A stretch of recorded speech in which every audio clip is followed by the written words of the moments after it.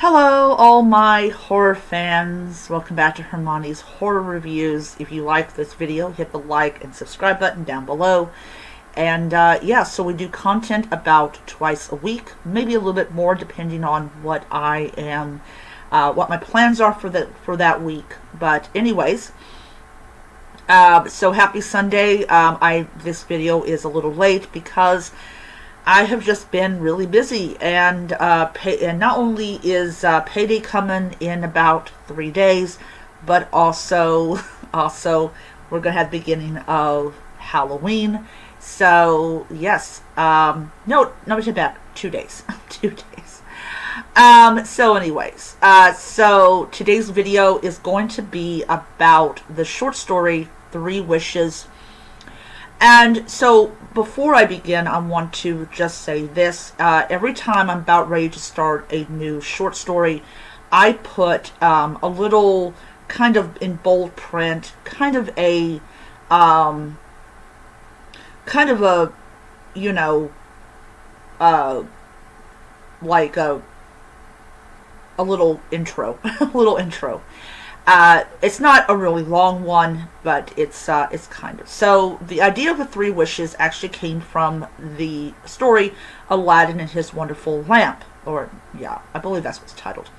And this is actually a tale of 101 nights, and this is the tales that Scheherazade, I'm sorry if I'm butchering her name, she's a very pretty woman, spoke to the Sultan in order to stay alive.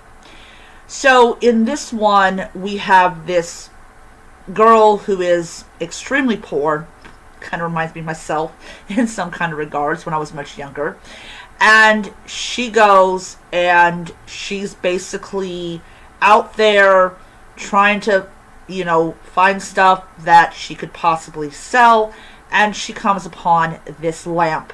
And when she rubs it, this genie comes out. Now, it's a typical 3 wishes kind of thing, and so it's all about wishes and the consequences that come with it. Nothing that comes from the genie's magic is consequence free. So it is on one sense, it is a horror story, but it's not bloody and gory. The genie doesn't kill people at all, so you're not going to have blood, guts, and gore in this one. You're just simply going to have these consequences that happen off the page, and it's not mentioned. It's just like the person is mentioned, but like not how they suffered.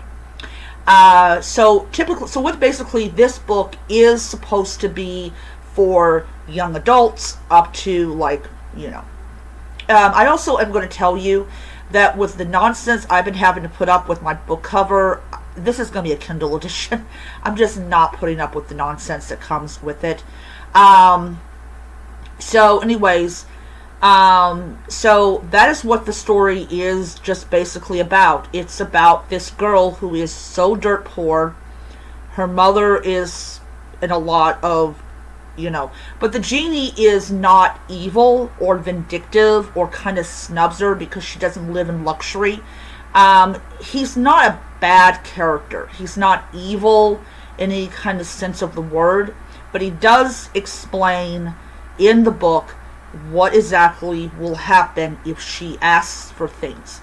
And he's not there to, like, deter, because he knows that despite the mentioned consequences, people are always going to wish for things. And he's a very wise person in this story. He has been around for a very long time. As I said, he's not an ogre, he's not a monster, he doesn't slash and doesn't slice and dice people. He's not your typical, you know, figure in horror or figure in anything. He is just there to say, okay, look, here's the rules. If you wish for something, something has to be taken in order for you to get it. And we all have a general idea of what her first wish will probably be, and everything. And there is that consequence that happens. But it's about 10, 11 pages long. I tried to get it to 15, which was my maximum that I was intending to write one story, but it didn't happen that way. So I enjoyed writing Three Wishes. I enjoyed diving in the world of wish fulfillment and everything. And I also, another reason that I wrote the story was there's like, you have the Wishmaster, and he literally takes the idea of wishes and he twists it. Instead of doing I'm not saying they get exactly what they want, but he kind of twists it and make it really bloody and gory and terrifying. But the genie is opposite of him. He is opposite of the Wishmaster. He will grant you your wish, but there's no blood, gore, and guts that you see on the page. As I said, all that stuff happens off page, and it is the residue of the wish that does it, not the genie himself that does it. If that makes any bit of sense. So it's an interesting story about wishes and all that. So the next story that's going to be going is going to be The Last Movie Theater, and this is actually going to be the 5th one. Yeah, it's going to be the 5th one. The 5th one is entitled The Last Movie Theater, and what it's about is that everybody in the world is streaming movies, and like even the movie studios just send the movies off to streaming, and there's one last movie theater, and I'm going to tell you, it's going to be a pretty sad story because everybody's just left behind. Alright, so I will see you guys when I see you guys. Bye.